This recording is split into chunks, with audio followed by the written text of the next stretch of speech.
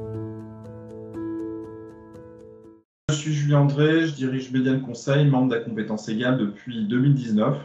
Nous avons souhaité participer à cette étude autour des discriminations liées à l'origine sociale pour mettre en lumière un sujet dont on parle peu dans le monde du travail et qui pourtant est l'un des principaux obstacles à la mixité sociale dans les entreprises et de façon plus générale à la mobilité sociale.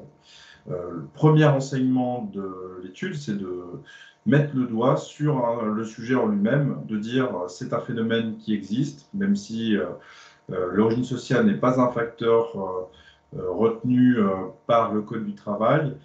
C'est un réel facteur de discrimination qui est observé par les professionnels du recrutement et subi malheureusement par des personnes qui souhaitent accéder à certains emplois, et notamment les emplois à responsabilité.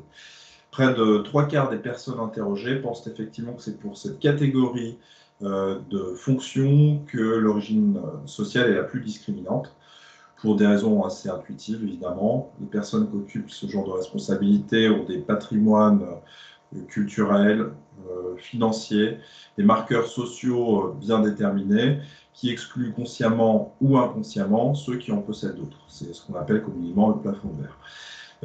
Un exemple vécu dans le quotidien de recruteur, deux personnes qui possèdent strictement le même diplôme sont perçues différemment selon qu'elles aient étudié au préalable dans un lycée cossu parisien ou dans un lycée de province, qu'elles pratiquent le week-end le tennis, le golf ou un sport plus populaire tel que le football. Tout ça n'a évidemment rien à voir avec les compétences. À compétences égales propose quelques pistes pour se départir de ces stéréotypes liés à l'origine sociale. Je vous invite à consulter l'intégralité de l'étude dans la rubrique baromètres et études du site À compétences égales.